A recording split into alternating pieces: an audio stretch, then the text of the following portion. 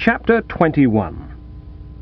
I don't suppose I was looking so dashed unlike something out of an Edgar Allan Poe story myself, for, as you can readily imagine, the news item which I've just recorded had got in amongst me properly. If the Basset, in the belief that the Wooster heart had long been hers and was waiting ready to be scooped in on demand, had decided to take up her option, I should, as a man of honour and sensibility, have no choice but to come across and kick in. The matter was obviously not one that could be straightened out with a curt noli prosequi. All the evidence, therefore, seemed to point to the fact that the doom had come upon me and, what was more, had come to stay. And yet, though it would be idle to pretend that my grip on the situation was quite the grip I would have liked it to be, I didn't despair of arriving at a solution. A lesser man caught in this awful snare would no doubt have thrown in the towel at once and ceased to struggle. But the whole point about the Woosters is that they are not lesser men. By way of a start, I read the note again. Not that I had any hope that a second perusal would enable me to place a different construction on its contents, but it helped to fill in while the brain was limbering up. Then, to assist thought, I had another go at the fruit salad, and in addition ate a slice of sponge cake. And it was as I passed on to the cheese that the machinery started working. I saw what had to be done. To the question which had been exercising the mind, viz., can Bertram cope, I was now able to reply with a confident absolutely. The great wheeze on these occasions of dirty work at the crossroads is not to lose your head, but to keep cool and try to find the ringleaders. Once find the ringleaders, and you know where you are. The ringleader here was plainly the Basset. It was she who started the whole imbroglio by chucking Gussie, and it was clear that before anything could be done to solve and clarify, she must be induced to revise her views and take him on again. This would put Angela back into circulation, and that would cause Tuppy to simmer down a bit, and then we could begin to get somewhere. I decided that as soon as I'd had another morsel of cheese, I would seek this Basset out and be pretty eloquent. At this moment, in she came. I might have foreseen that she'd be turning up shortly. I mean to say, hearts may ache, but if they know that there's cold collation set out in the dining room, they're pretty sure to come popping in sooner or later. Her eyes, as she entered the room, were fixed on the salmon mayonnaise, and she would no doubt have made a beeline for it and started getting hers, had I not, in the emotion of seeing her, dropped a glass of the best with which I was endeavouring to bring about a calmer frame of mind. The noise caused her to turn, and for an instant embarrassment supervened. A slight flush mantled the cheek, and the eyes popped a bit. "Oh," she said. I've always found that there's nothing that helps to ease you over one of these awkward moments like a spot of stage business. Find something to do with your hands, and it's half the battle. I grabbed a plate and hastened forward. "A touch of salmon?" "Thank you." "With a suspicion of salad?" "If you please." "And to drink? Name the poison." "I think I would like a little orange juice." She gave a gulp. Not at the orange juice, I don't mean, because she hadn't got it yet, but at all the tender associations those two words provoked. It was as if someone had mentioned spaghetti to the relict of an Italian organ grinder. Her face flushed a deeper shade. She registered anguish, and I saw that it was no longer within the sphere of practical politics to try to confine the conversation to neutral topics like cold-boiled salmon. So did she, I imagine, for when I, as a preliminary to getting down to brass tacks, said, she said, too, simultaneously, the brace of ers clashing in mid-air. "I'm sorry, I beg your pardon, you were saying... No, please go on, oh, right-o." I straightened the tie, my habit when in this girl's society, and had at it. "With reference to yours of even date..." She flushed again and took a rather strained forkful of salmon. "You got my note?" Yes, I got your note." "I gave it to Jeeves to give it to you." "Yes, he gave it to me. That's how I got it." There was another silence, and as she was plainly shrinking from talking turkey, I was reluctantly compelled to do so. I mean, somebody had got to. Too dashed silly, a male and female in our position, simply standing, eating salmon and cheese at one another without a word. "Yes, I got it all right. I see. You got it. Yes, I got it. I've just been reading it. And what I was rather wanting to ask you, if we happened to run into each other, was... Well, what about it? What about it? That's what I say. What about it? But it was quite clear. Oh, quite. Perfectly clear. Very well expressed and all that, but, I mean, deeply sensible of the honour and so forth, but, well, dash it. She'd polished off her salmon, and now put the plate down. Fruit salad? No, thank you. Spot of pie? No, thanks. One of those glue things on toast? No, thank you. She took a cheese straw. I found a cold egg, which I had overlooked. Then I said, I mean to say, just as she said, I think I know, and there was another collision.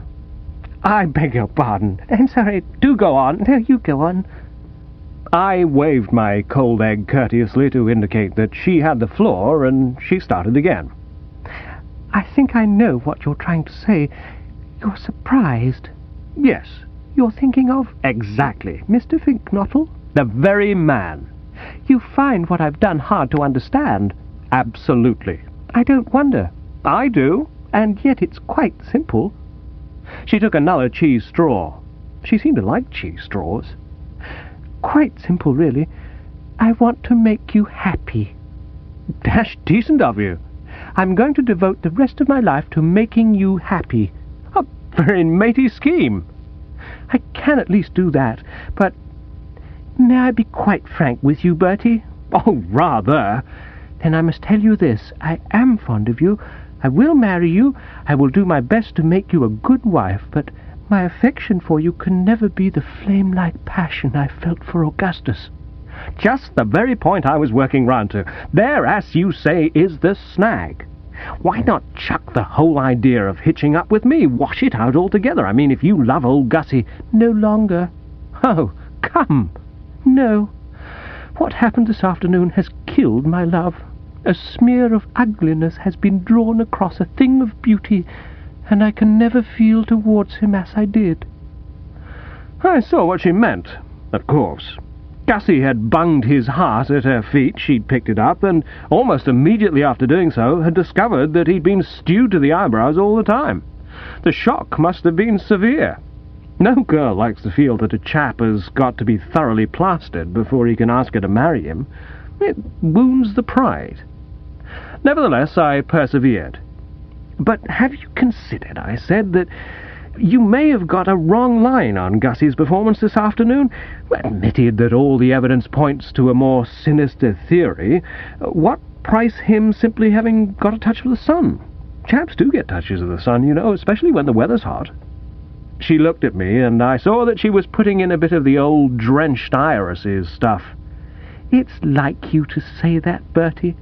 I respect you for it. Oh, no. Yes, you have a splendid chivalrous soul. Well, not a bit. Yes, you have. You remind me of Cyrano. Who? Cyrano de Bergerac. Oh, the chap with the nose? Yes. I can't say I was any too pleased. I felt the old beak furtively. It was a bit on the prominent side, perhaps, but dash it, not in the Cyrano class. It began to look as if the next thing this girl would do would be to compare me to Schnozzle Durante. He loved but pleaded another's cause. Oh, I see what you mean now. I like you for that, Bertie. It was fine of you, fine and big. But it's no use. These are things which kill love. I can never forget Augustus, but my love for him is dead. I will be your wife. Well, one has to be civil. Right ho, I said. Thanks, awfully. Then the dialogue sort of poofed out once more, and we stood eating cheese straws and cold eggs respectively in silence.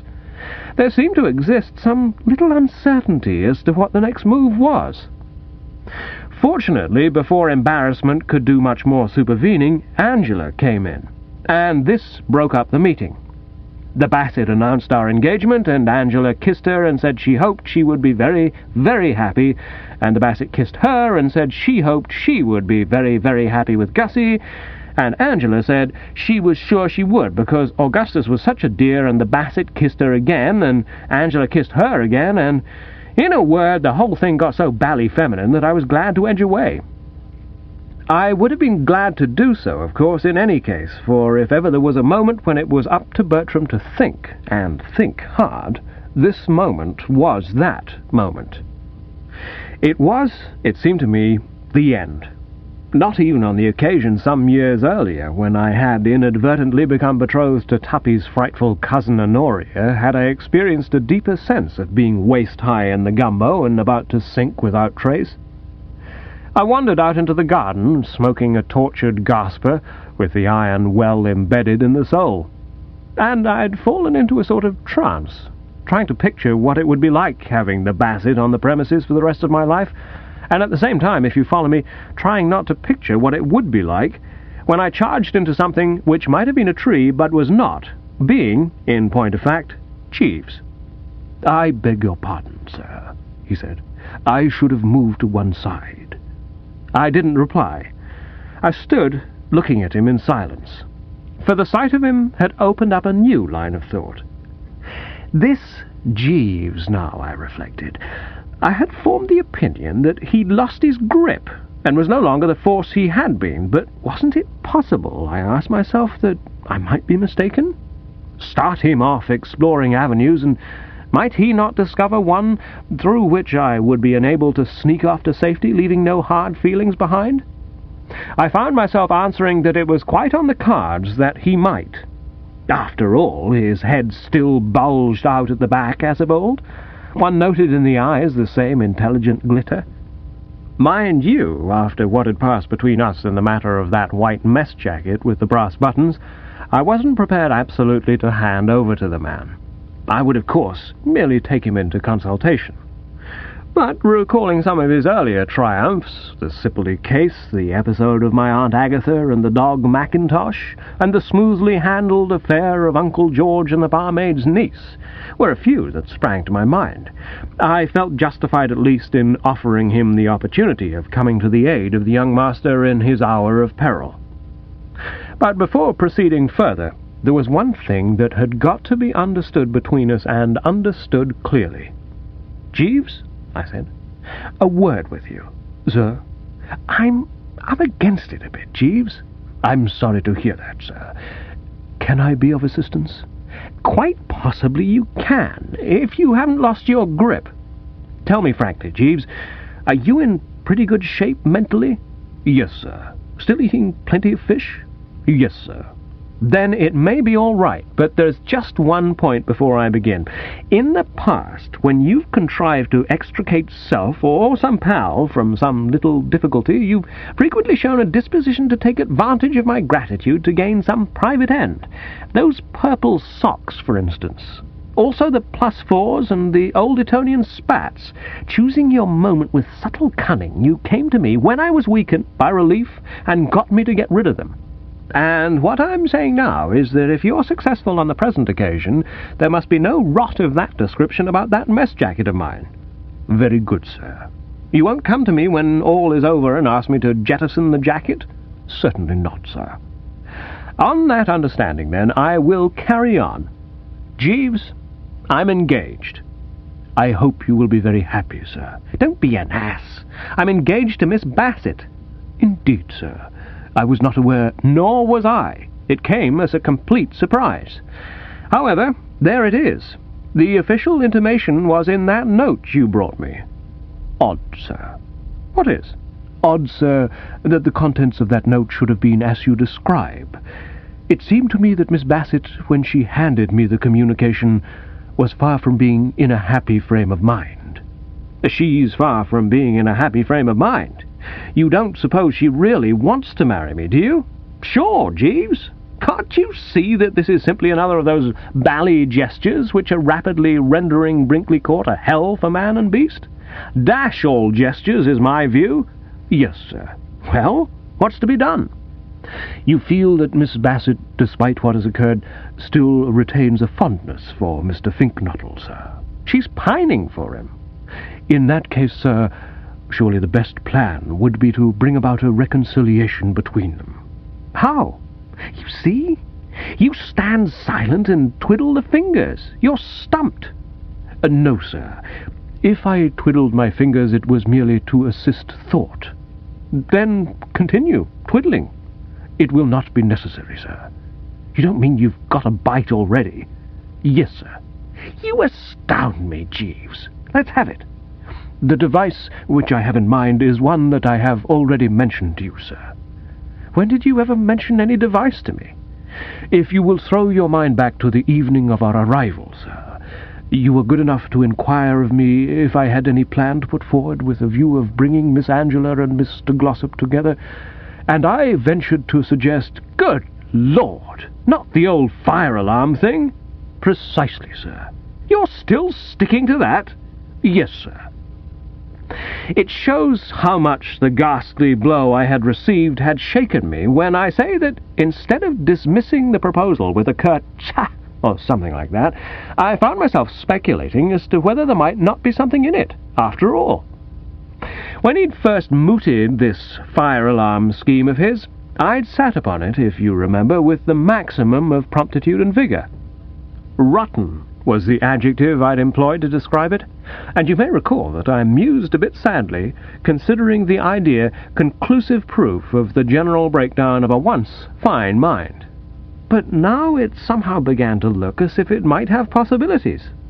The fact of the matter was that I'd about reached the stage where I was prepared to try anything once, however goofy. "Just run through that wheeze again, Jeeves," I said thoughtfully. "I remember thinking it cuckoo, but it may be that I missed some of the finer shades." "Your criticism of it at the time, sir, was that it was too elaborate, but I do not think it is so in reality. As I see it, sir, the occupants of the house, hearing the fire bell ring, will suppose that a conflagration has broken out."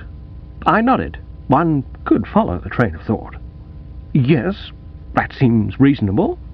"Whereupon Mr. Glossop will hasten to save Miss Angela, while Mr. Finknottle performs the same office for Miss Bassett." "Is that based on psychology?" "Yes, sir. Possibly you may recollect that it was an axiom of the late Sir Arthur Conan Doyle's fictional detective Sherlock Holmes that the instinct of everyone upon an alarm of fire is to save the object dearest to them." "Well, it seems to me that there's a grave danger of seeing Tuppy come out carrying a steak and kidney pie, but resume, Jeeves, resume. You think that this would clean everything up?" "The relations of the two young couples could scarcely continue distant after such an occurrence, sir." "Perhaps you're right, but dash it, if we go ringing fire bells in the night watches, shan't we scare half the domestic staff into fits? There's one of the housemaids, Jane, I believe, who already skips like the high hills if I so much as come on her unexpectedly round a corner." "A neurotic girl, I agree, sir. I have noticed her. But by acting promptly we should avoid such a contingency. The entire staff, with the exception of Monsieur Anatole, will be at the ball at Kingham Manor tonight."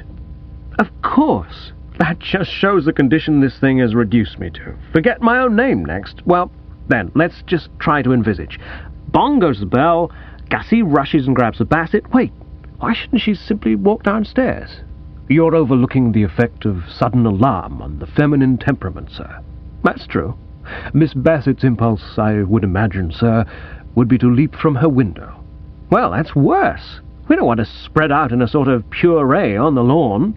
It seems to me that the flaw in this scheme of yours, Jeeves, is that it's going to litter the garden with mangled corpses." "No, sir.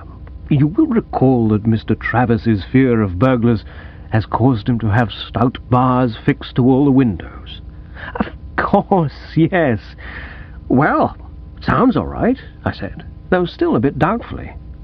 "Quite possibly it may come off, but I have a feeling that it'll slip up somewhere. However, I'm in no position to cavil at even 100 to 1 shot. I will adopt this policy of yours, Jeeves, though, as I say, with misgivings. At what hour would you suggest bonging the bell?" "Not before midnight, sir." "That's to say, sometime after midnight?" "Yes, sir." "Right-ho, then. At 12:30 on the dot, I will bong." "Very good, sir." Chapter 22. Jeeves applies for a situation. The sunlight poured into the small morning room of Chufnell Hall. It played upon me, sitting at a convenient table, on Jeeves, hovering in the background, on the skeletons of 4 kippered herrings, on a coffee pot, and on an empty toast rack. I poured myself out the final drops of coffee and sipped thoughtfully. Recent events had set their seal upon me, and it was a graver, more mature Bertram Wooster who now eyed the toast rack, and, finding nothing there, transferred his gaze to the man in attendance. "Who's the cook at the Hall now, Jeeves?" "A woman of the name of Perkins, sir." "She dishes up a nifty breakfast. Convey my compliments to her." "Very good, sir." I touched the cup to my lips. "All this is rather like the gentle sunshine after the storm, Jeeves." "Extremely like it, sir." "It was quite a storm, what?" "Very trying at times, sir." "Trying is the mot juste, Jeeves. I was thinking of my own trial at that very moment. I flatter myself that I'm a strong man, Jeeves. I'm not easily moved by life's untoward happenings, but I'm bound to confess that it was an unpleasant experience coming up before Chuffy. I was nervous and embarrassed. A good deal of the awful majesty of the law about old Chuffy. I didn't know he wore horn-rimmed spectacles." "When acting as Justice of the Peace, invariably I understand, sir. I gather that his lordship finds that they lend him confidence in his magisterial duties." "Well, I think someone ought to have warned me. I got a nasty shock. They change his whole expression, make him look just like my Aunt Agatha. It was only by reminding myself that he and I once stood in the same dock together at Bow Street, charged with raising Cain on boat race night, that I was enabled to maintain my sang-froid. However, the unpleasantness was short-lived. I must admit he rushed things through nice and quickly. He soon settled Dobson's hash, what?" "Yes, sir." "A rather severe reprimand, I thought." "Well phrased, sir." "And Bertram dismissed without a stain on his character?" "Yes, sir." "But with Police Sergeant Vowles firmly convinced that he's either an inveterate souse or a congenital loony. Possibly both. However," I proceeded, turning from the dark side, "it's no use worrying about that." "Very true, sir." "The main point is that once again you've shown that there is no crisis which you are unable to handle. A very smooth effort, Jeeves, exceedingly smooth." "I could have effected nothing without your cooperation, sir." "Tush, Jeeves! I was a mere pawn in the game." "Oh, no, sir." "Yes, Jeeves, I know my place. But there's just one thing. Don't think for a moment that I want to detract from the merit of your performance, but you did have a bit of luck, what?" "Sir?" "Well, that cable happening to come along in what you might call the very nick of time, a fortunate coincidence." "No, sir. I had anticipated its arrival." "What?" "In the cable which I dispatched to my friend Benstead in New York the day before yesterday, I urged him to lose no time in retransmitting the message which formed the body of my communication." "You don't mean to say, immediately after the rift had occurred between Mr. Stoker and Sir Roderick Glossop, involving as it did the former's decision not to purchase Chufnell Hall, and the consequent unpleasantness to his lordship and Miss Stoker, the dispatching of the cable to Benstead suggested itself to me as a possible solution. I surmised that the news that the late Mr. Stoker's will was being contested would lead to a reconciliation between Mr. Stoker and Sir Roderick." "And there's nobody contesting the will, really?" "No, sir." "But what about when old Stoker finds out?" "I feel convinced that his natural relief will overcome any possible resentment at the artifice, and he has already signed the necessary documents relating to the sale of Chufnell Hall." "So that even if he's as sick as mud, he can't do a thing?" "Exactly, sir." I fell into a moody silence. Apart from astounding me, this revelation had had the effect of engendering a poignant anguish. I mean to say, the thought that I'd let this man get away from me, that he was now in Chuffy's employment, and that there was a fat chance of Chuffy ever being chump enough to put him into circulation again, well, dash it, you can't say it wasn't enough to shove the iron into the soul. It was with something of the spirit of the old aristocrat mounting the tumbril that I forced myself to wear the mask. "Cigarette, Jeeves?" He produced the box, and I puffed in silence. "Might I ask, sir, what you intend to do now. I came out of the reverie, eh? And now that your cottage is burned down, sir, is it your purpose to take another in this neighbourhood?" I shook the head. "No, Jeeves, I shall return to the metrop." "To your former apartment, sir?" "Yes, but—" I anticipated the question. "I know what you're going to say, Jeeves. You're thinking of Mr. Mangelhofer, of the Honourable Mrs. Tinkler-Molker, and Lieutenant Colonel J.J. Bustard. But circumstances have altered since I was compelled to take the firm stand I did in regard to their attitude towards the old banjolele.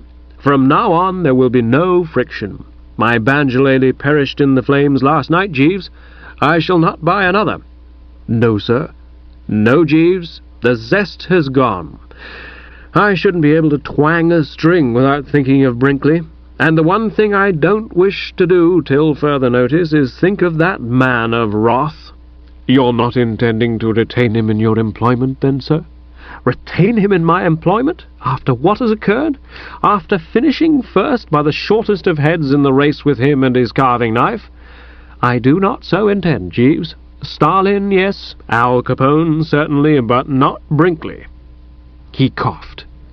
"Then, as there is a vacancy in your establishment, sir, I wonder if you would consider it a liberty if I were to offer my services." I upset the coffee pot. "You said what, Jeeves?" "I ventured to express the hope, sir, that you might be agreeable to considering my application for the post. I should endeavour to give satisfaction, as I trust I have done in the past. But I wouldn't wish in any case to continue in the employment of his lordship, sir, now that he is about to be married. I yield to no one in my admiration for the many qualities of Miss Stoker, but it has never been my policy to serve in the household of a married gentleman." "Why not?" "It's merely a personal feeling, sir." "I see what you mean. The psychology of the individual?" "Precisely, sir." "And you really want to come back with me?" "I should esteem it a great privilege, sir, if you'd allow me to do so, sir, unless you are thinking of making other plans." It isn't easy to find words in these supreme moments, if you know what I mean. What I mean is, you get a moment like this, supreme, as you might say, with the clouds all cleared away and the good old sun buzzing along on all 6 cylinders, and you feel, well, I mean, dash it. "Thank you, Jeeves," I said. "Not at all, sir." The end. You've been listening to Thank You, Jeeves by P.G. Wodehouse, narrated by Alexander Spencer.